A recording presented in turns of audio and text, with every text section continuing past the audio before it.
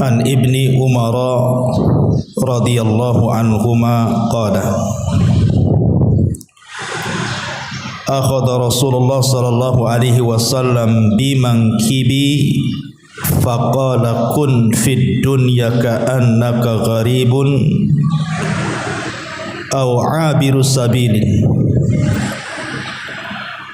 Wa kana Ibnu Umar radhiyallahu anhuma yaqulu idza amsayta fala tantadhiris sabaha wa idza asbahta fala tantadhiril masa wa khudh min sihhatika limaradik wa min hayatika limautika. Rawahul Bukhari. Dari Abdullah ibnu Umar, semoga Allah meridhai keduanya, beliau dan ayahnya Umar ibn al-Khattab radhiyallahu an.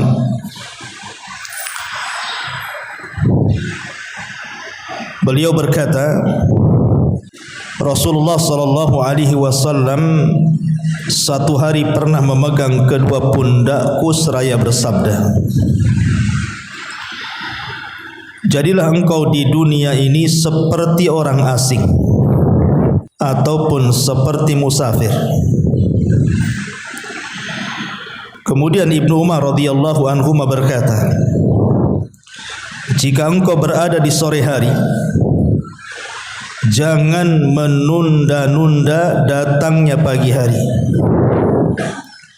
Dan jika engkau di pagi hari, maka jangan menunda-nunda sampai datang sore hari.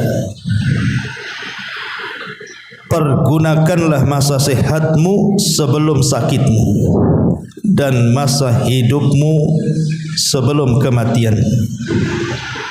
Hadis ini dikeluarkan oleh Imam Al-Bukhari dalam sahihnya. Baik. Asyiral muslimat yang dimuliakan Allah Subhanahu wa taala. Hadis ini disebutkan oleh para ulama sebagai hadis pemutus dari segala angan-angan. Maksudnya angan-angan dunia,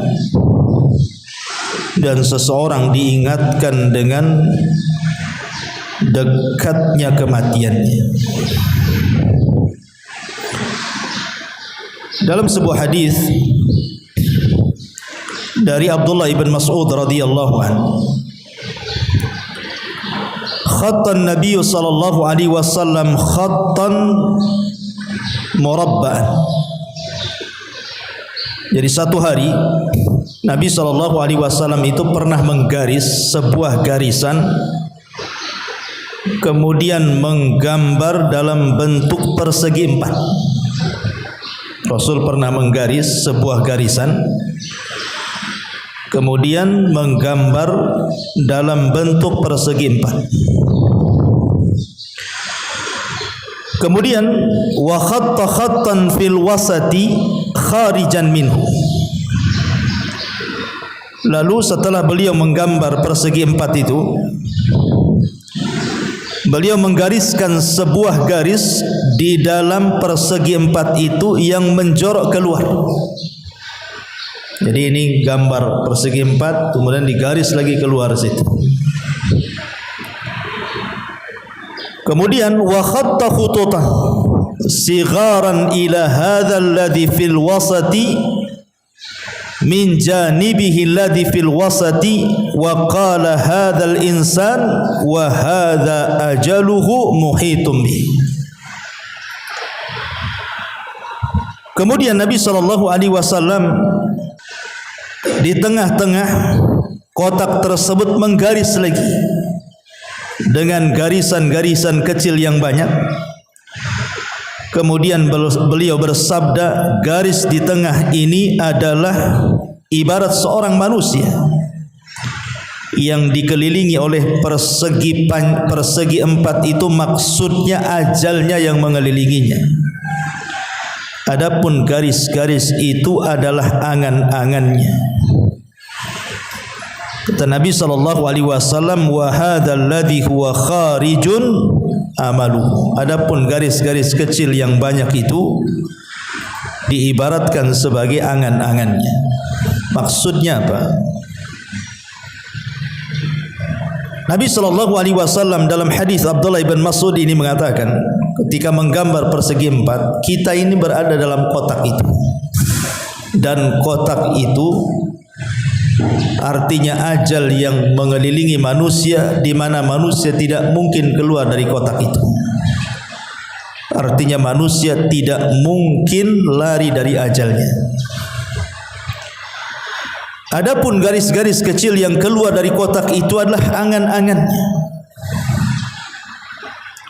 Dari sini kita tahu bahwa angan-angan dan ajal itu sesuatu yang berbeda. Karena yang namanya angan-angan itu bisa terjadi, bisa tidak. Ada orang yang bercita-cita ingin jadi dokter, bisa jadi dokter, bisa juga gagal jadi dokter. Ada orang ingin jadi tentara, ya bisa juga jadi tentara, bisa juga gagal. Ada orang ingin menjadi pedagang sukses, ya bisa sukses, bisa juga tidak. Namanya angan-angan. Angan-angan itu hanya sekedar angan-angan saja, bisa tercapai, bisa tidak. Tapi kalau ajal itu bukan angan-angan. Ajal itu sesuatu yang pasti terjadi. Karena yang namanya ajal itu walaupun tidak diangan-angani, kita pengen mati atau pengen dipanjangkan usianya, namanya ajal ya tetap datang. Tidak mungkin gagal ajal-ajal. Dari sini kita tahu bahwa Nabi SAW ingin memutus rantai tulul amal, panjangnya angan-angan bagi manusia, bahwa ajal lebih dekat kepada dirinya dibandingkan angan-angannya. Makanya ada istilah para ulama, aqrabu syai'in al-ajalu wa ab'adu syai'in al-amalu. Paling dekatnya sesuatu itu adalah ajalnya, dan paling jauh sesuatu itu adalah angan-angannya. Lah dalam hadis Abdullah bin Umar radhiyallahu an, Nabi SAW ingin menasihati kita. Jadi satu hari Nabi SAW itu datang kepada Abdullah bin Umar, kemudian memegang kedua pundaknya. Jadi Abdullah bin Umar berada di depannya, Rasul memegang tangan seperti ini ke pundak Ibnu Umar. Dan ini menunjukkan apa? Kasih sayang Rasul kepada murid-muridnya. Kasih sayang seorang guru kepada murid-muridnya. Dilihat dari kedekatan Rasul meletakkan kedua tangan di pundak dan bahu Ibnu Umar. Jadi seorang guru harus punya kasih sayang dengan muridnya. Karena Allah sendiri mengatakan, la in kunta faddan ghalidal qalbi dan faddu min hauli. Kalau engkau keras kasar kepada orang yang kau dakwahi wahai Muhammad, tentu mereka akan lari dari dakwahmu. Makanya Rasul mencontohkan kelembutan seorang pengajar kepada seorang murid. Dengan kedekatan beliau dan keakrabannya ditunjukkan dari kedua tangan beliau diletakkan di kedua bahu Ibnu Umar. Kemudian Nabi SAW mengatakan, ya Ibna Umar, kun fid dunya ka'annaka gharib. Wahai Ibnu Umar, jadilah di dunia ini seperti gharib, orang asing. Au abirus sabil, ataupun seperti orang yang singgah menjadi seorang musafir. Analoginya begini, Bu.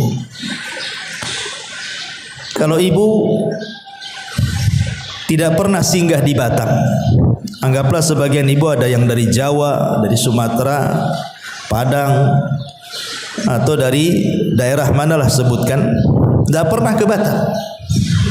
Di Batam ini tidak punya pemilih, tidak punya keluarga. Dan Batam ini hanya sekedar kota transit saja, karena tujuannya bukan ke Batam. Boleh jadi ibu mungkin mau ke Singapura atau ke Malaysia. Hanya Batam ini tempat transit saja. Tidak ada saudara, tidak ada kawan, tidak ada siapa-siapa. Datanglah ibu ke Batam hanya sebagai seorang musafir hanya ataupun transit saja, karena ingin tujuannya kan ke Malaysia atau ke Singapura. Mustahil orang yang transit terpikir macam-macam. Tak mungkin ibu datang ke Batam terus tanya harga apartemen Habibie, mau beli di situ, ataupun tanya harga tanah berapa satu kaplingnya, atau tanya macam-macam. Tak mungkin. Orang namanya transit hanya transit saja.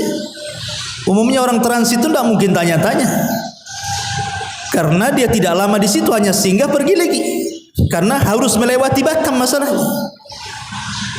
Lah seperti itulah dunia, kata Nabi SAW kepada Ibnu Umar. Jadi dunia itu transit saja, karena tujuan kita akhirat. Tak mungkin di dunia ini kemudian tanya rumah, tanya ini, tanya itu, sebagaimana orang asing ketika singgah di sebuah kota, karena dia enggak kenal orang, takut ditipu orang juga kan itu kalau tanya-tanya. Makanya Nabi SAW memberikan sebuah hikayah, permisalan kepada Ibnu Umar yang sangat dalam, dan mengatakan, kun fid dunya ka'annaka gharib aw 'abirus sabil. Jadilah engkau di dunia seperti orang asing. Yang namanya orang asing itu pasti akan banyak tanya, pasti juga akan takut, pasti akan berharap cepat pergi dari situ. Aw 'abirus sabil, ataupun seorang musafir. Karena seorang musafir itu tidak mungkin lama di tempat safarnya. Kalau bisa secepat mungkin dia pergi dari situ supaya sampai kepada tujuan. Lah Ibnu Umar ini radhiyallahu an paham dengan hadis ini, sangat paham dengan hadis ini. Makanya kenapa Ibnu Umar kemudian berkata, saking pahamnya dengan nasihat Nabi SAW, kata beliau, idza amsayta fala tantadir sabah wa idza asbahta fala tantadir al-masa wa khudh min sihhatika limaradik wa min hayatika limautik. Jika engkau di sore hari, maka segeralah beramal, jangan menunggu di waktu pagi. Dan jika engkau di waktu pagi juga segera beramal, jangan nunggu di waktu sore. Ambillah di waktu sehatmu sebelum sakitmu, dan di waktu hidupmu sebelum kematian. Ma'asyiral muslimat yang dimuliakan Allah Subhanahu wa taala, Abdullah ibn Umar radhiyallahu anhuma sampai-sampai dijelaskan dalam biografi beliau ini bagaimana zuhudnya beliau dan memegang amanah Nabi SAW untuk dijadikan dunia ini sebagai tempat persinggahan seorang musafir atau orang yang asing yang sampai di situ. Abdullah bin Mas'ud radhiyallahu anhu sampai memuji Ibnu Umar dan mengatakan, inna amlaka syababi Quraisyin li nafsihi anid dunya Abdullah ibn Umar. Orang yang paling bisa menahan dari pemuda-pemuda Quraisy untuk dirinya terhadap dunia, aku tidak melihat kecuali Abdullah ibn Umar radhiyallahu anhu. Ini pujian daripada Abdullah ibn Mas'ud radhiyallahu anhu. Makanya Al-Hafidh Adz-Dzahabi dalam kitabnya At-Tadhkirah, jadi satu hari manusia datang kepada Ibnu Umar radhiyallahu anhuma dan menawarkan kekuasaan. Itu di zaman fitnah tuh. Dan ketika itu tidak ada yang lebih mulia yang masih hidup kecuali beberapa sahabatlah. Salah satunya adalah Abdullah ibn Umar radhiyallahu anhuma. Jadi orang-orang ini datang kepada Ibnu Umar dan mengatakan, anta sayyidun nasi wa ibnu sayyidihim. Ibnu Umar, engkau ini pemimpin sekarang dan engkau putra pemimpin, karena dia putra Umar bin Khattab. Wan nasu bika radun, manusia sudah berkumpul. mereka mau menjadikan kamu sebagai pemimpin kami, wa nahnu nubayyi'uka, dan kami siap membaiatmu. Jadi manusia datang dari mana-mana meminta kepada Ibnu Umar untuk siap dibaiat dan menjadi pemimpin mereka, karena kala itu terjadi kekosongan pemimpin. Tetapi Ibnu Umar radhiyallahu anhu mengatakan, la, tidak, wallahi, demi Allah, sampai bersumpah, tidak, demi Allah. Beliau mengatakan, wala yuhraqu fi mahjamati damin, aku tidak mau ada satu tetes darah pun tertumpah di negeri ini. Karena biasanya apabila terjadi kekosongan pemimpin, kemudian rebutan menjadi pemimpin, pasti terjadi peperangan, kan itu. Makanya Ibnu Umar lebih baik menghindar dari fitnah. Padahal sudah jelas-jelas loh kekuasaan di hadapan dia. Manusia sudah redha. Kebanyakan manusia mendukung Ibnu Umar, tapi Ibnu Umar menolak karena takut ada satu tetes darah tertumpah di negeri itu. Kalau sekarang, ya jangan begitu.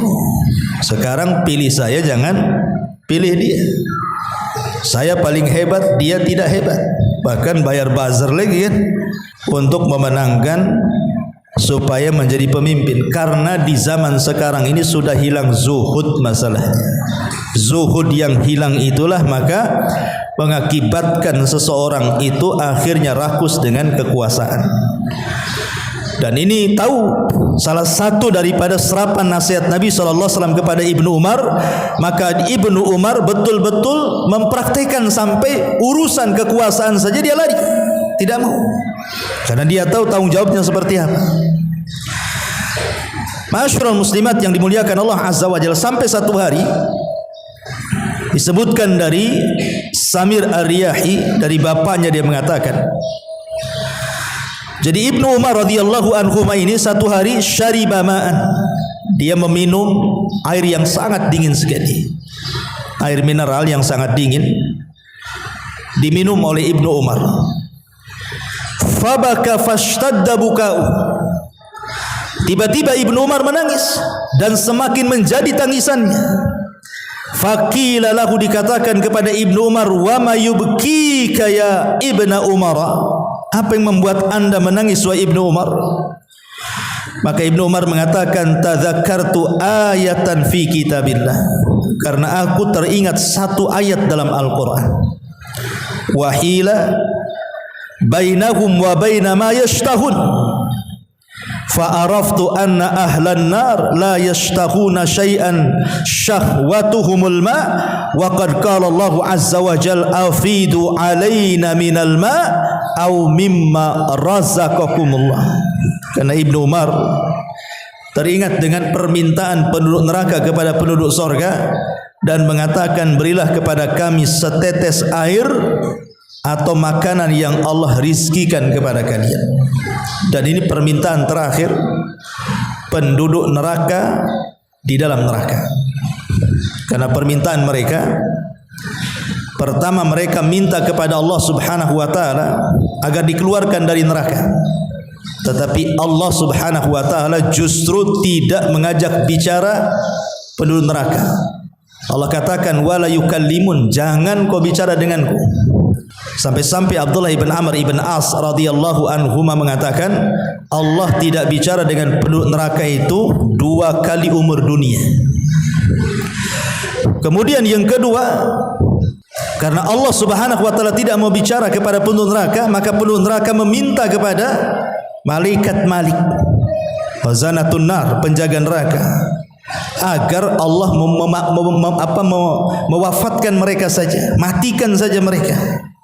Mereka minta kepada Malik, sudah wafatkan kami saja di sini, karena mereka sudah tidak tahan dengan azab Allah. Tapi malaikat Malik mengatakan, innakum makithun, kalian tidak akan mati dan kalian akan tetap hidup di neraka. Kemudian permintaan yang ketiga, ketika mereka tidak bisa meminta kepada malaikat Malik agar Allah mewafatkan mereka, maka mereka pun meminta kepada para penjaga neraka agar yukhaffif alaina al-adzab, Allah meringankan azab kepada kami. Tapi para penjaga neraka pun mengatakan, kalian tidak akan diringankan dan kalian akan selamanya disiksa.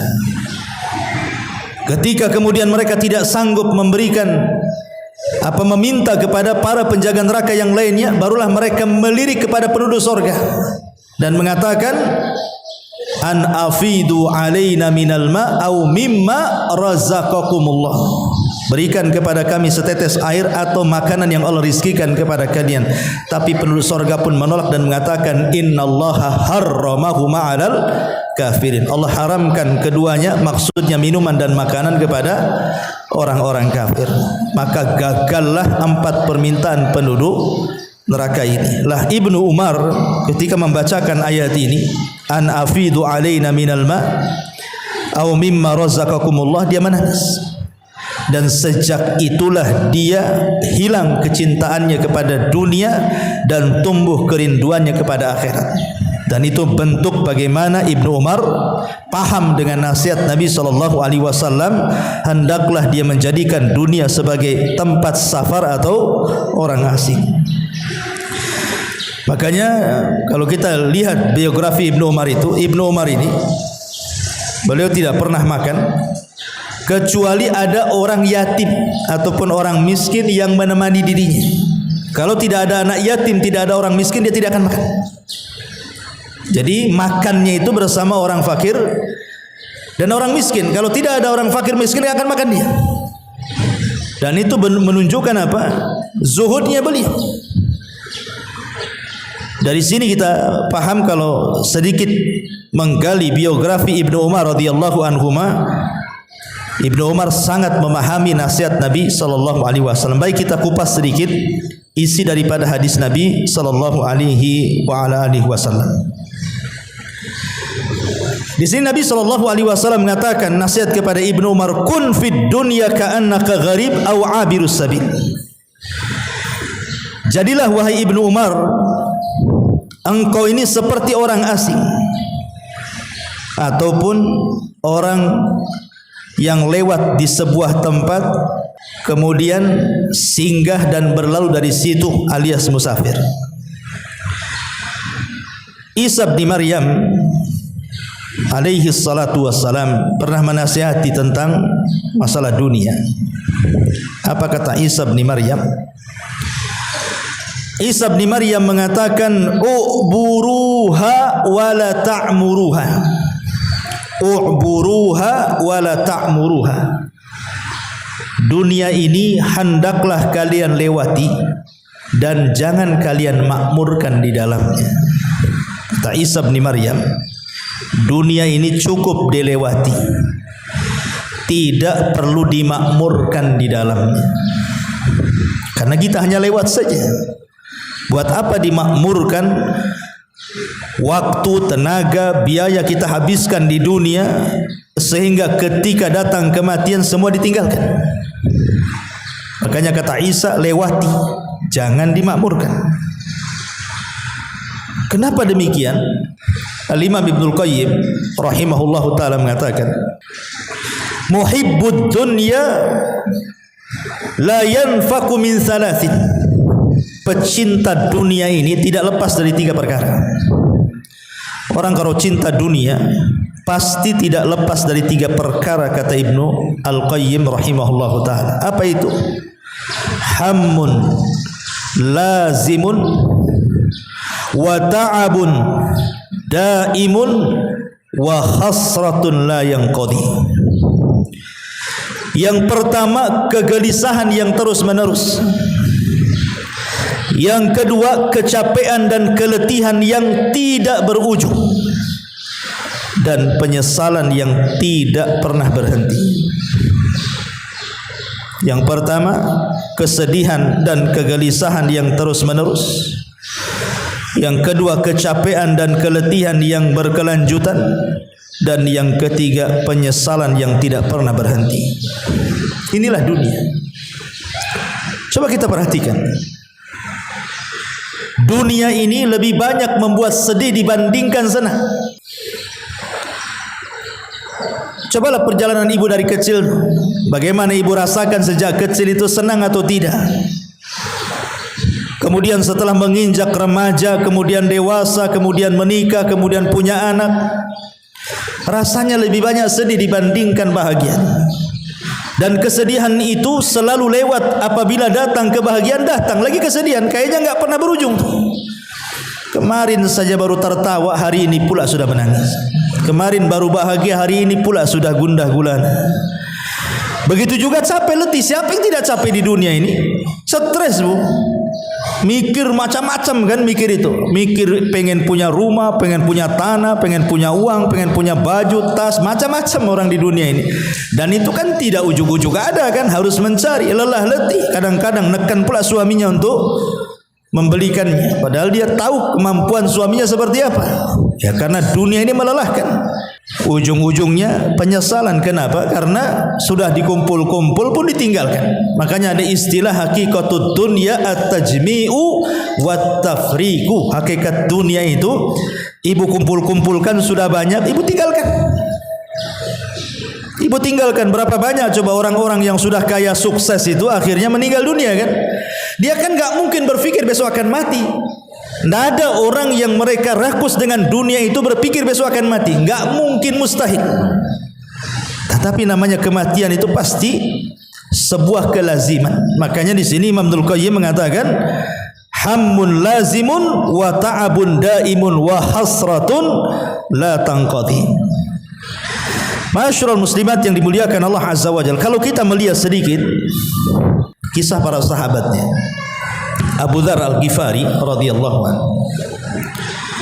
Satu hari datang seorang laki-laki masuk ke rumah Abu Dzar Al-Ghifari.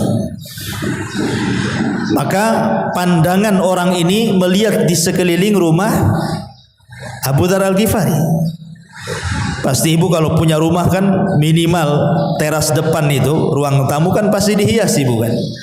Di situ ada lemari, nanti dalam lemari itu mesti ada bunga-bunga, entah ada perlak-perlik, entah ada barang-barang yang kalau orang melihatnya itu akan takjub.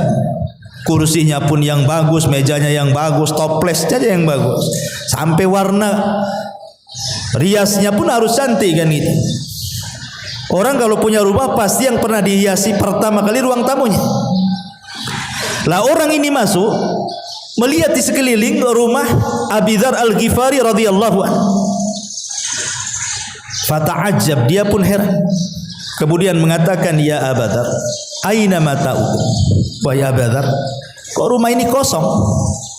Kok tidak ada barang-barang, tidak ada kursi, tidak ada meja, tidak ada lemari, tidak ada macam-macam, kosong blong rumahnya, hanya ada tikar kecil saja. Kemudian kata Abu Dzar, inna lana baitan nuwajjihuhu ilaihi salihah mata'ina. Sesungguhnya ini bukan rumahku loh. Kata Abu Dzar, ini bukan rumahku. Rumahku itu adalah rumah yang kelak aku akan sampai di sana, dan disitulah engkau akan melihat barang-barangku yang sangat indah yang tidak pernah kau lihat. Maksudnya apa? Surga.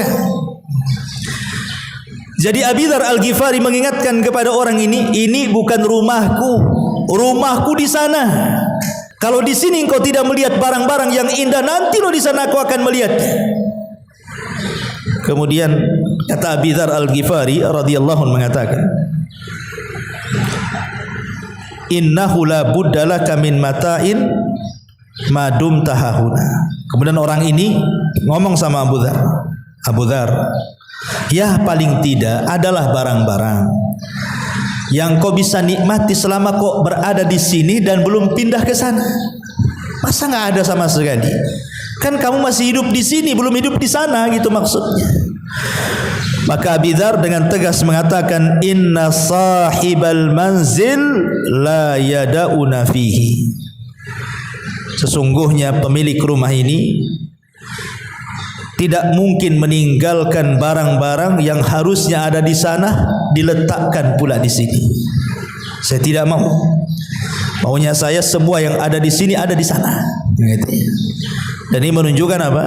Zuhudnya para sahabat Nabi SAW. Dan ini senada dengan kisahnya Abu Ubaidah ibn al-Jarrah radhiyallahu anhu.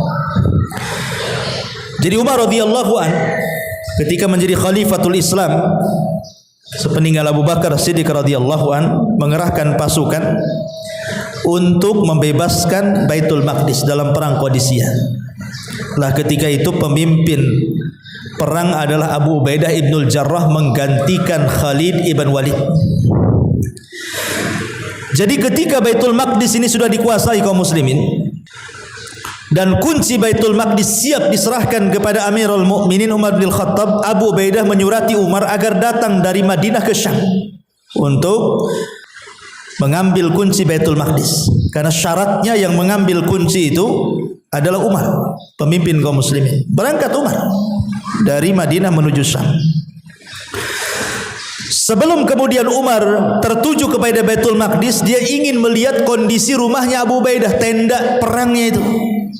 Jenderal perangnya itu hidupnya seperti apa? Jadi Umar ibn Khattab radhiyallahu an kemudian singgah di tenda Abu Ubaidah ibnul Jarrah, satu di antara 10 sahabat yang dijanjikan masuk surga itu. Kemudian setelah Umar masuk, beliau melihat di sekitar tenda, di dalam tenda itu kok tidak ada barang-barang, kok kosong itu tenda itu, padahal dia jenderal perang. Oh, kalau sekarang jenderal, kita lihatlah mantan jenderal itu, bisnisnya di mana-mana, rumahnya di tengah kota, besar luar biasa. Itu mantan jenderal zaman sekarang kan gitu. Ini masih menjabat. Abu Ubaidah ibnul Jarrah ini masih menjabat, belum pensiun, belum purnawirawan. Jadi Umar ini melihat di sekitarnya, falam yara syai'an, dia tidak melihat sesuatu, satu barang pun tidak ada di tenda itu. Jadi Umar mengatakan, aina mata'uk, mana barang-barangmu? La ara illa labidan wa suhfatan ila akhir.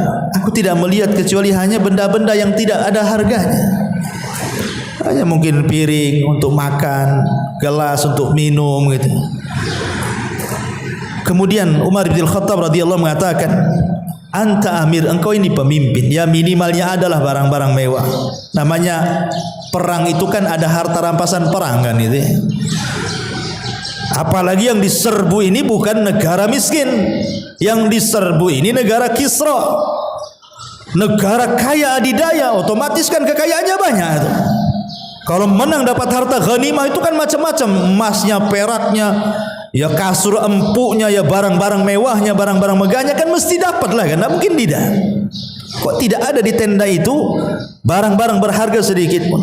Jadi Umar mengatakan, wa anta amir, kau ini pemimpin.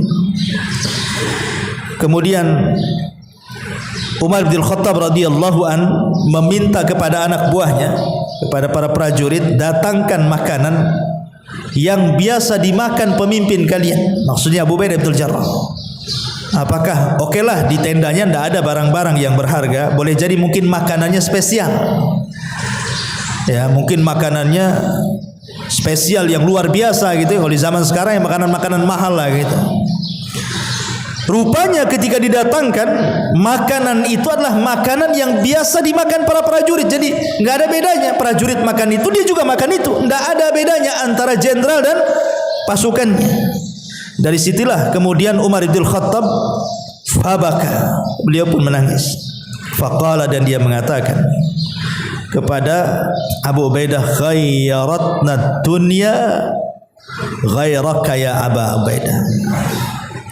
Dunia telah merubah kami semuanya, kecuali engkau wahai Abu Ubaidah. Dunia tidak merubah dirimu.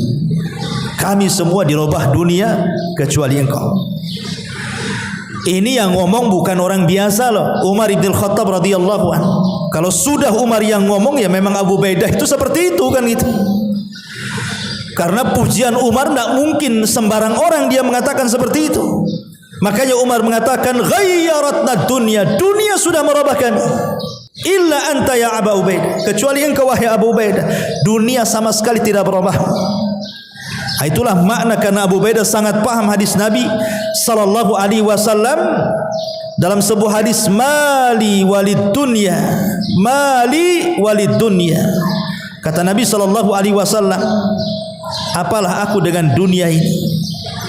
Apalah aku dengan dunia ini? Illa mathalu ma yaj'alu ahadukum isba'ahu hadhihi wa asyara Yahya bisyababati fil yammi falyangdur bima tarji. Demi Allah, tidaklah dunia dibandingkan akhirat, melainkan seperti salah seorang di antara kalian meletakkan jarinya. Yahya perawi hadis berisyarat dengan jari telunjuknya ke laut, lalu lihatlah apa yang dibawa dari jari jemari itu. Jadi kalau ada lautan, kemudian kita celupkan jarinya, kemudian diangkat lagi, paling ada satu tetes itu. Lah satu tetes itulah menjadi perebutan satu dunia manusia sejak zaman Adam sampai yang terakhir mati. Sementara kekayaan Allah itu terbentang lautannya. Jadi kalau seandainya orang berfikirlah satu tetes yang di jari itu diperebutkan manusia, sementara di depannya lautan yang terbentang berupa sorga, kok tidak dikejarnya? Mana akalnya? Gitu maksudnya. Lah kita rebutan yang satu tetes, sementara yang lautan tak bertepi kok ditinggalkan? Akalnya di mana? Seolah-olah Rasul ingin mengatakan demikian. Ini lautan terbentang loh. Kenapa kalian tidak kejar? Kenapa ngejar yang setetes itu? Makanya Nabi SAW mengatakan, mali walid dunya ma ana wad dunya innama mathali wa mathalud dunya kamathali raqibin dhalla tahta syajaratin thumma raha wa tarakaha. Apalah arti dunia bagiku, kata Rasul? Apa urusanku dengan dunia? Sungguh perumpamaanku dan perumpamaan dunia adalah seperti pengendara yang berteduh di bawah pohon, lalu istirahat sesaat kemudian meninggalkannya. Sebagian ulama hadis mengatakan dunia ini seperti kailulah. Tahu kailulah? Tidur siang. Jadi seolah-olah Rasul ingin mengatakan kita ini lagi safar, capek, ada pohon di situ, kemudian kita duduk di situ hanya kailulah, tidur sesaat, tidur siang, kemudian setelah bangun kemudian kita pergi lagi. Itulah dunia, seperti singgah di bawah pohon, hanya sekedar tidur kemudian pergi. Pendeknya kehidupan dunia. Dan memang pendek kan. Sekarang kan ibu yang usianya 40-50 tahun kan udah nggak terasa. Mungkin masa lalu itu hanya kenangan saja kan. Oh dulu ibu pernah kecil sekolah di sini, main di situ, kemudian remaja sekolah di sini di situ, kemudian dewasa sekarang sudah menikah, punya anak, sebagainya, sudah punya cucu. Kok cepat kali zaman ini. Seolah-olah tahu-tahu saja ya, tahu-tahu kecil, remaja, dewasa, tahu-tahu ngaca sudah beroban semuanya. Ya itulah dunia, nggak terasa. Bahkan kalau waktu zaman dulu itu kayaknya lama sekali. Saya masih ingat tuh kalau dulu itu siang dari pagi sampai sore itu kan lama kali. Tapi sekarang kan dari pagi ke sore itu cepat sekali rasanya. Tahu-tahu zuhur, asar, maghrib. Ini kayak kajian saja. Baru tadi kita ngaji udah 9.42 sekarang. Terasa duduk kayak gini. Ya. Nah ini menunjukkan bahwa dunia ini hanya sesaat. Bahkan ada seorang sahabat, Salman Al-Farisi radhiyallahu anhu. Ma'ruf kisah Salman Al-Farisi, seorang sahabat yang keliling dari satu negara ke negara berikutnya hanya mencari hidayah. Dari beragama penyembah berhala berupa api, Majusi, kemudian masuk Nasrani, kemudian dibeli oleh tuan Yahudi, sampai akhirnya dapat hidayah masuk Islam. 3 agama dilewati itu Salman Al-Farisi. Majusi, Nasrani, Yahudi, baru Muslim. Ya. Dan Salman Al-Farisi walaupun demikian termasuk as-sabiqun al-awwalun. Dia orang-orang yang lama mengikuti jejak Nabi. Salman Al-Farisi seolah-olah ketika Allah Subhanahu wa taala tidak menghendaki Abu Lahab masuk ke dalam Islam, Allah ganti Salman Al-Farisi yang bukan orang Arab justru mendapatkan hidayah saat kematian, detik-detik wafatnya. Jadi Sa'ad bin Abi Waqqas ini satu di antara 10 sahabat yang dijanjikan surga ini datang menjenguk Salman saat wafatnya. Kemudian dilihatnya Salman ini menangis. Maka Sa'ad bin Abi Waqqas berusaha menghibur Salman dan mengatakan, "Alaisa qad sahibta Rasulullah sallallahu alaihi wasallam kada wa kada, alaisa kada wa kada, alaisa kada wa kada." Wahai Salman, engkau ini orang yang paling lama berkawan dengan Nabi. Sekian dan sekian waktu engkau sudah berbuat begini dan begitu bersama Nabi. Engkau sudah berbuat begini dan begitu bersama Nabi. Jadi Sa'ad bin Abi Waqqas berusaha menenangkan Salman karena ketika itu menangis saat detik wafat itu. diingatkan dengan kebaikan. Dan ini sunnah hukumnya. Kalau ibu ziarah kepada orang sakit, maka yang dibicarakan tidak boleh kecuali kebaikan. Tidak boleh ibu bicara soal keburukan di ruangan yang ada orang sakit di situ. Nggak boleh. Tetapi ceritakan kebaikan, kau ini orang baik, atau diceritakan ke kawannya biar dia dengar. Sayang dia sakit, jadi itu orang baik, mudah-mudahan Allah sembuhkan dia, supaya dia dengar waktu sakitnya. Ya, karena di sini saat memberikan contoh kepada kita, menjelaskan kepada Salman bagaimana jasa beliau dulu dan bagaimana pertemanan beliau dengan Nabi sallallahu alaihi wasallam.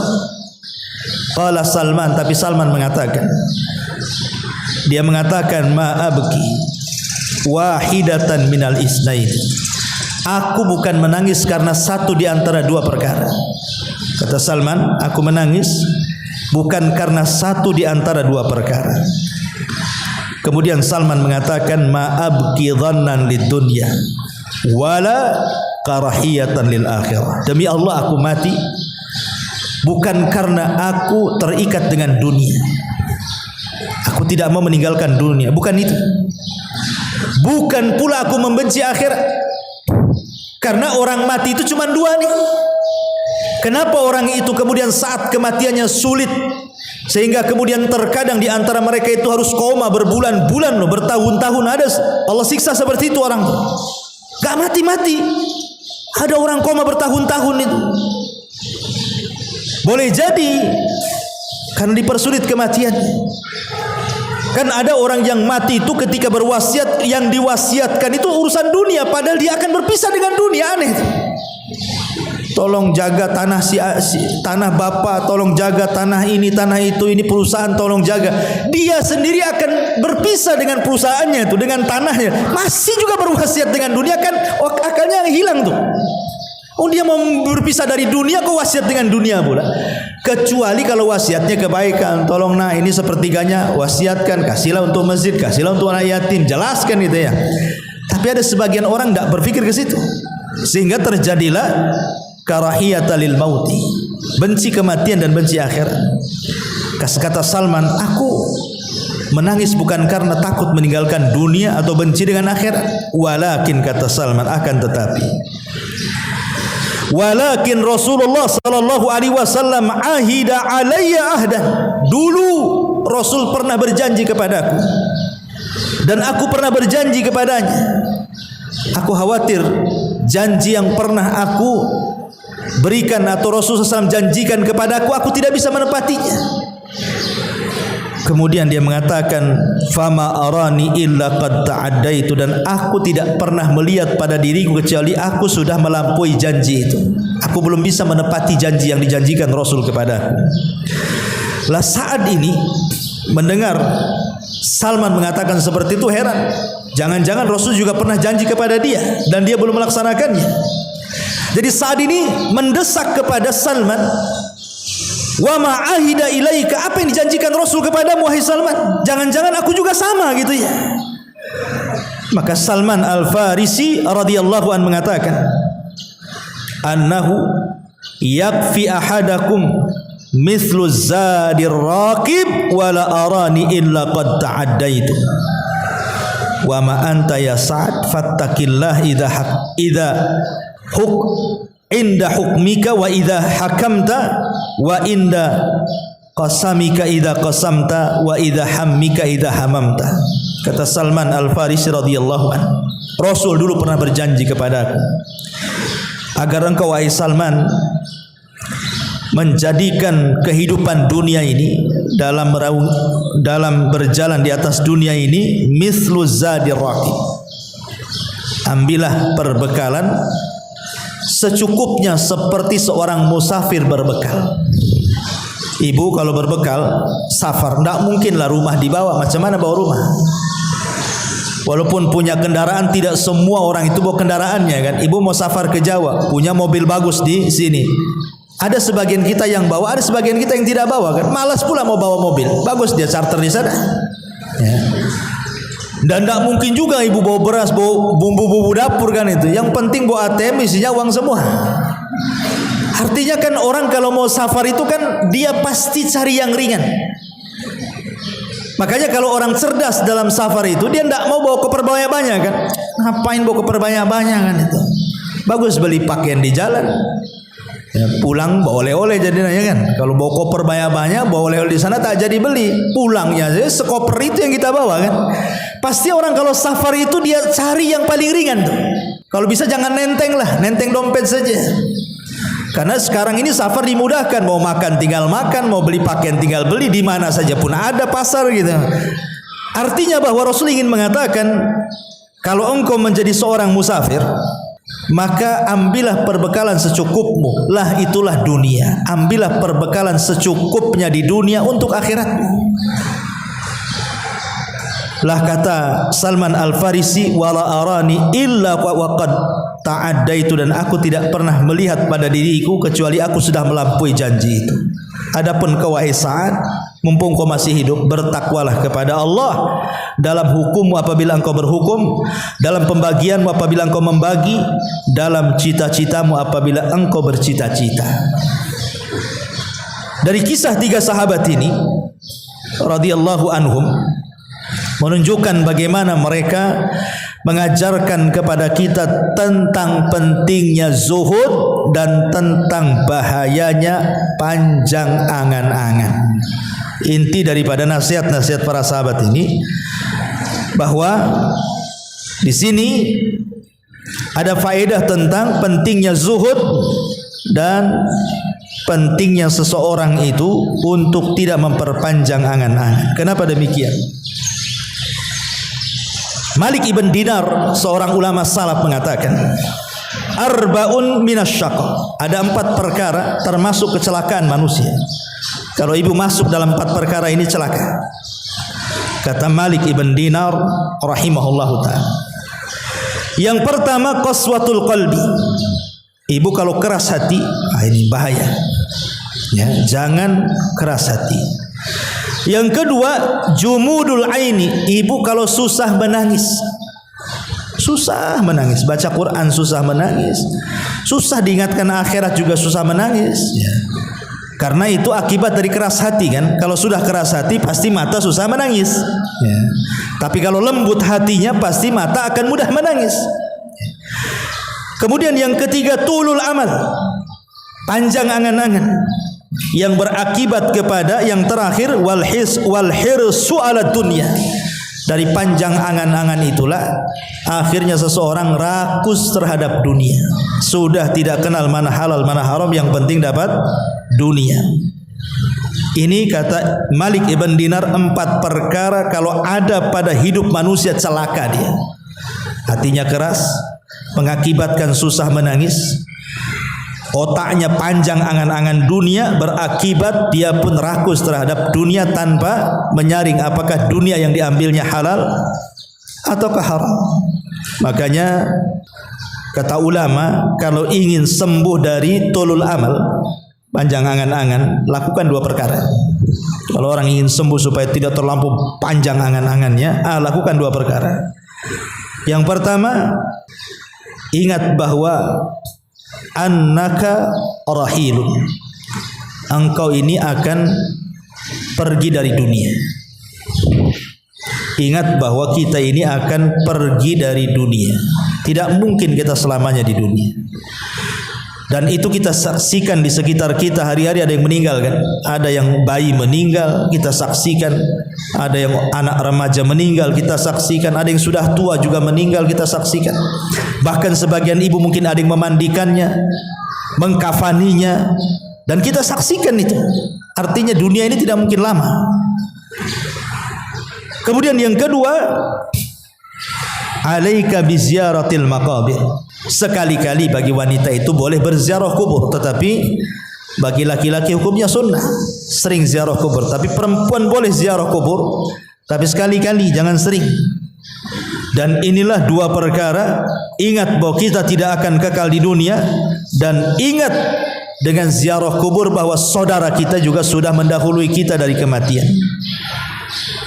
Para nabi meninggal, orang-orang soleh meninggal, bahkan manusia yang paling sombong, bejat sekalipun seperti Namrud, Fir'aun, Qarun dan yang lainnya juga meninggal. Maka 2 perkara ini bisa mengobati orang itu supaya tidak panjang angan-angan. Kenapa mengingat kematian? Karena orang yang panjang angan-angan itu karena sudah tidak ingat kematian. Makanya sering saya contohkan, ada orang sudah tua, usianya mungkin sudah 60-70 tahun, sudah kaya dia sebenarnya, perusahaannya banyak, rumahnya bagus, kendaraannya ada, rekeningnya gendut. Seandainya dia tidak kerja, loh duduk saja itu, sampai mati tidak akan habis tuh kekayaan. Harusnya orang-orang yang sudah dekat dengan kematian itu kan fokus tuh ke masjid, baca Quran, zikir. Dia tahu dia akan meninggal. Tapi kenyataannya orang yang justru ketika sudah tua ingat kematian itu lebih sedikit ketika dibandingkan dia masa muda. Karena makin sibuk dunianya, buat cabang sana, cabang sini, makin sombongnya nampak gitu kan. Lah ini kan karena tidak mengingat kematian tadi. Sudah tua tapi tidak ingat kematian, disiksa dengan dunianya. Lah sebab yang kedua karena dia tidak pernah ziarah kubur. Coba kalau dia sering ziarah kubur, nampak gitu ya, bahwa tetangganya dikubur di sini, tetangga depan kubur di situ, kawan sekolahnya dia dikubur di sini. Mungkin dia berpikir bahwa oh kemarin saudara saya, kemarin kawan saya. Boleh jadi sekarang atau besok atau lusa mungkin saya. Lah makanya dua perkara ini kata para ulama termasuk ilaj tulil amal, obat dari panjangnya angan-angan. Ma'asyiral muslimat yang dimuliakan Allah Subhanahu wa taala. Di zaman dulu Nabi Nuh alaihi salatu wassalam, kita tahu Nabi Nuh itu salah satu nabi yang panjang umurnya kan. Ada yang mengatakan 1500, ada yang mengatakan 1400, ada yang mengatakan 1782, macam-macam. Intinya di atas 1000 lah umurnya Nabi Nuh alaihi salatu wassalam. Jadi Nuh ini setelah kemudian berdakwah selama alfasanatin illa khamsina ama, 950 tahun, kemudian terjadi tufan sehingga melantakkan seluruh kaumnya, membinasakan kecuali Nuh dan orang-orang yang di perahunya yang selamat. Jadi satu hari Nuh ini sudah selesai tufan, kaumnya pun sudah binasa, dan dia pun membawa orang-orang yang tidak banyak di perahunya. Jadi malaikat maut ini datang ingin mencabut Nuh alaihi salatu wassalam, mencabut nyawa Nuh alaihi salatu wassalam. Dan disebutkan oleh Imam Qurtubi saat memberikan tafsiran kepada surah Al-Ankabut ayat 14-15. Jadi malaikat maut ini mengatakan, ya Nuh, ya akbaral anbiya wa ya tawilal umri wa ya mujabad da'wati kaifa ra'aita dunya. Wahai Nuh, wahai Nabi yang paling besar, wahai Nabi yang dipanjangkan umurnya, wahai Nabi yang diijabah doanya, bagaimana menurutmu soal dunia? Jadi malaikat maut bertanya kepada Nuh alaihi salatu wassalam, kaifa ra'aita dunya, bagaimana menurutmu soal dunia? Maka Nabi Nuh alaihi salatu wassalam mengatakan, mithla rajulin buniya lahu baitun lahu baban fadakhala min wahidin wa kharaja minal akhar. Nuh mengatakan dunia ini permisalan ibu ini dibangunkan satu rumah, kemudian dibuatkan dua pintu, pintu depan dan pintu belakang. Kata Nuh, dunia ini seperti rumah, engkau masuk dari situ, kau keluar dari situ. Ya, Nuh alaihi salatu wassalam mengatakan dunia ini seperti rumah. Ibu punya rumah ada dua pintu, pintu depan dan pintu belakang. Seolah-olah ibu masuk dari pintu depan kemudian keluar dari pintu belakang. Itulah dunia. Rumah ini tidak akan dibawanya, ditinggalkan begitu saja. Seolah-olah keluar masuk saja, masuk keluar saja. Hanya singgah sebentar, masuk rumah, duduk, kemudian keluar lagi. Lah itulah dunia, kata Nuh alaihi salatu wassalam. Dalam riwayat, dakhala min ahadihima wa jalasa hunayatan thumma kharaja min babil akhar. Engkau masuk ke dalam rumah, kemudian berduduk sejenak. Hunayah itu sejenak duduk, kemudian keluar lagi. Makanya kenapa di dalam Al-Quran itu illa asyiyatan aw duhaha. Nanti di akhirat orang itu ditanya soal jam mereka hidup di dunia, mereka mengatakan seolah-olah di dunia ini hanya asyiyah aw duhaha, hanya sesaat saja di waktu duha kemudian pergi. Itulah dunia, kata Allah. Tapi masyarul muslimat yang dimuliakan Allah Azza wa Jalla, di antara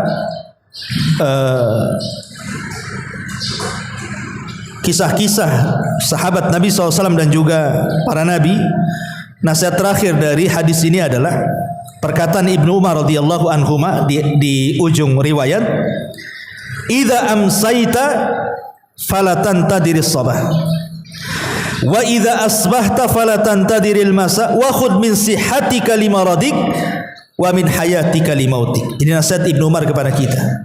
Jika engkau berada di sore hari, jangan menunggu datangnya pagi hari.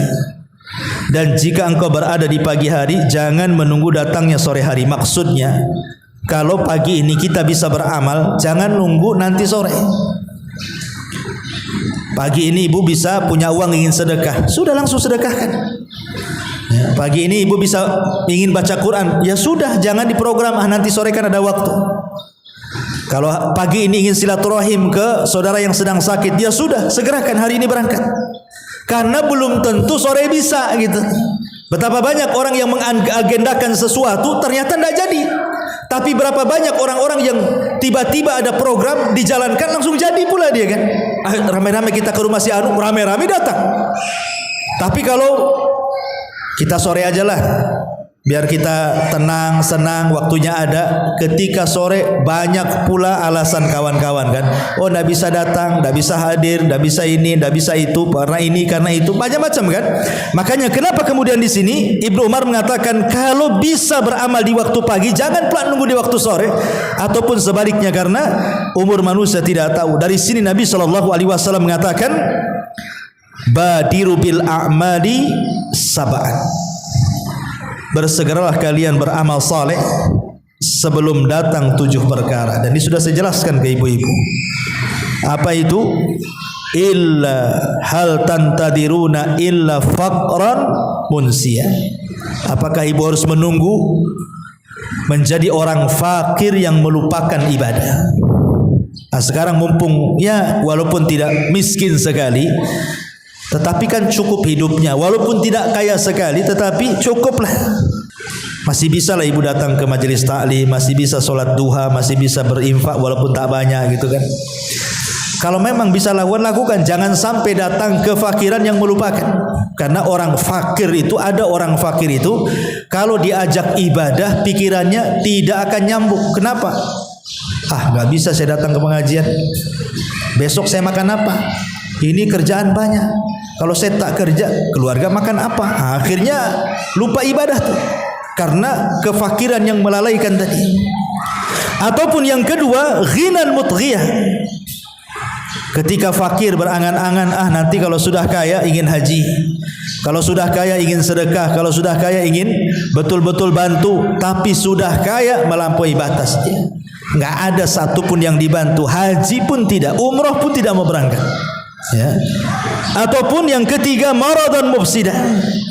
Jangan menunggu sakit yang mendudukkan ibu sehingga tidak bisa bergerak. Orang sakit itu bu, hanya angan-angan saja. Saya lihat ada orang di stroke ya kan, ditaruh di kursi roda itu. Dia ngomong pun tak bisa, udah menyon gitu ya mulutnya, kakinya pun tidak bisa digerakkan, tangannya. Kita memandang dia saja sedih, apalagi yang merasakan. Kita melihat dia saja sedih tuh. Kita sudah terpikir kalau seandainya saya yang ada di situ. Coba berpikir bu, kalau seandainya ibu melihat ada orang terduduk lagi stroke, kemudian ibu berpikir bagaimana kalau saya yang di situ? Tentu kan pikirannya aneh-aneh tuh kita ini, sudah ketakutan. Makanya kasihan gitu melihat orang-orang seperti, apakah nunggu seperti itu gitu ya, nunggu sakit yang tidak bisa seseorang itu bergerak untuk ibadah. Atau yang keempat, haraman mufannida, ataupun mungkin diberikan pikun. Sudah sholat dibilang belum sholat, belum sholat dibilang sudah sholat, puasa dibilang tidak puasa, sedang puasa dibilang puasa, macam-macam orang pikun itu. Ataupun yang terakhir, yang kelima, mautan mujahiza, ataupun kematian yang mendadak. Dan ini yang banyak. Atau yang keenam, dajjal, Fasyarrun ghaibin yuntadhar, ataupun apakah harus nunggu dajjal dan itu sebaik-baik perkara gaib yang ditunggu-tunggu, atau yang terakhir awis saatu adha wa amar, ataukah kiamat adalah sesuatu yang sangat berat dan menakutkan. Makanya Rasul mengatakan ightanim khamsan qabla khamsin. Kata Nabi SAW, jaga 5 perkara sebelum datang 5 perkara. Apa 5 perkara sebelum 5 perkara itu? Kata Nabi SAW, jagalah 5 perkara sebelum datang 5 perkara. Pertama, jaga waktu mudamu sebelum datang masa tua. Sekarang ibu, kita lihat ibu punya anak remaja lah. Kalau yang sudah tua, yang anaknya sudah gadis atau anaknya sudah bujang, kita lihat kan mereka itu gesitnya luar biasa. Naik motor aja bisa ngebut-ngebutnya orang tuh. Anak muda itu kan Bu, suruh ke pasar aja sebentar aja dia. Kan lagi gesit-gesitnya, dan ibu pernah merasakan itu. Jalan ke sana kemari tidak punya capek. Itu anak muda tuh. Kita sudah tua ini mau jalan 1 kilo ngos-ngosannya itu, kayak buru apa gitu ya. Tapi dulu masa muda jalan beberapa kilo tuh tidak terasa kayaknya. Padahal nggak minum tuh. Kalau kita ini jalan ke sana saja duduknya 100 kali itu, duduk jalan itu ya. Artinya kan ibu pernah merasakan muda tuh. Lihat orang muda itu masih kuat, tidak punya capek, tidak punya lelah, ke sana kemari gesit. Artinya kalau seandainya masa muda itu digunakan untuk ibadah apa saja anak muda itu bisa. Bisa semua dia. Mau ngaji jauh perjalanannya bisa, mau apa saja bisa. Tapi kalau sudah tua Bu, angan-angan saja. Aduh, pengen ngaji di sana, tapi jalan tak bisa. Ya, nggak ada yang ngantar. Padahal dekat tuh masjid ke rumah dia itu nggak jauh. Pengen sholat duha 2 rakaat, berdiri, duduk pun tak bisa, baring akhirnya. Jadi apa nunggu seperti itu? Rasulullah mengatakan, lah waktu mudamu kemana? Sudah tua kok malah mikirnya aneh-aneh. Makanya Rasulullah katakan, sababuka qabla harami. Ingat masa mudamu sebelum datang tuamu. Ya. Kemudian yang kedua, sihhati qabla saqami. Sihhataka qabla saqamika. Ingat masa sehatmu. Lihat orang sehat itu, semua dimakan kan Bu? Orang sehat cuma dimakan.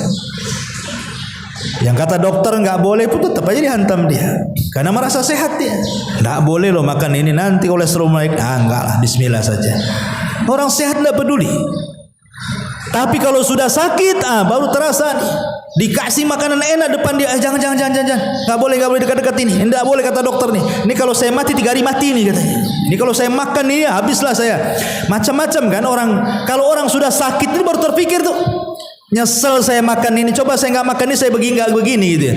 Artinya ketika di waktu sehat itu, urusan makan saja seseorang itu berpikir. Makanya saya katakan, orang kalau usia 40 tahun ke bawah, itu kalau makan pakai mulut Bu, ya, makan pakai mulut, semua masuk. Sate mau 100 tusuk, gulai mau 100 baskom, semua masuk. Ya.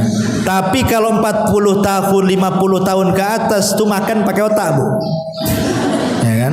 Dia nggak pakai mulut, pakai otak nih. Cocok nggak nih? Masuk nggak nih? Gula nggak nih? Kolesterol nggak nih? Naik nggak darah nih? Nah kan otaknya berpikir dia. Memang nggak haram itu menjaga kesehatan, tapi dari situ saja nikmat Allah sudah dicabut sebenarnya. Ya kan, sudah 40 tahun ke atas sudah otaknya berpikir dia, tidak semua bisa dimakan, tidak semua bisa diminum, tidak semua orang itu bisa lelah letih seperti di masa ketika dia sehat. Makanya di sini Rasul mengatakan wasihataka qabla saqami. Kemudian yang ketiga, wa ghinaka qabla faqri.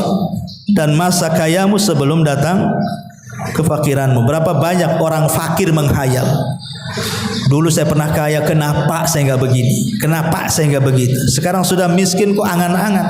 Kadang-kadang ada orang yang datang ke saya, berapa orang udah nggak kesebut lah, Ustadz, coba saya kenal dengan Ustadz dulu katanya. Waktu saya punya tambang, saya masih punya perusahaan, saya masih di atas, mungkin pondok Ustadz sebentar aja, sekejap mata jadi katanya. Kok kenal dengan saya waktu miskin pula katanya. Subhanallah, ada orang seperti itu datang ke saya itu. Ya mudah-mudahan Allah berikan kekayaan kepada antum. Insyaallah mudah-mudahan kaya betul. Takutnya sudah kaya balik lagi ke awal kan gitu ya. Dah miskin datang lagi kedua kalinya, itu sama aja namanya. Jadi di sini Rasul mengatakan wa ghinaka qabla faqri wa faraghaka qabla syaghli. Dan masa luangmu sebelum datang sibukmu. Ini juga sering terjadi. Udah sibuk baru terfikir kenapa banyak waktu tidak belajar. Makanya kenapa Imam Ahmad ibn Hanbal rahimahullah mengatakan ta'allamul ilma, belajarlah ilmu sebelum datang masa tua. Kata Imam Ahmad, belajarlah ilmu sebelum datang masa tua. Karena orang sudah tua belajar itu ya hanya jiping saja, ngaji kuping aja kan Bu. Masuk telinga kanan, keluar telinga kiri. Nanti lama nih 1 jam ngaji nih, ditanya sama suami, tadi Abu Merah ngomong apa? Entah, enggak apa-apa. Tengoklah di catatan katanya. Tengok di catatannya dulu. Tunggu. Nah itu poin banyak kelewat juga.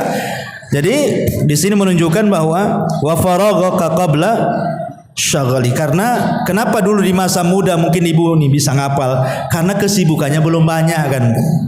Sekarang sudah tua kan banyak yang ngurus cucu, yang ngurus anak, yang ngurus ini, banyak yang diurus sehingga terpecah akal itu, hafalan terpecah. Jadi susah untuk nyimpan karena simpanan yang lain lo harus lebih banyak porsinya. Jadi ingat duitnya lebih besar dibandingkan ingat hafalannya. Makanya agak sulit gitu. Kemudian wahayatika qabla mautik, dan kehidupanmu sebelum kematian. Karena kalau orang sudah datang ajalnya, apa kata Allah? Allah mengatakan fa idza jaa ajaluhu la yastakhiruna sa'atan wa la yastaqdimun. Apabila datang ajal seorang tidak mungkin ke depan, tidak mungkin ke belakang, dan dia pun mengatakan laula akhartani ila ajalin qarib la asaddaqa wa akum minas salihin. Kalau Allah kembalikan aku ke dunia, tentu aku akan bersedekah dan tentu aku akan termasuk orang-orang yang saleh. Tapi kan mustahil. Itu hanya penyesalan yang tidak ada guna.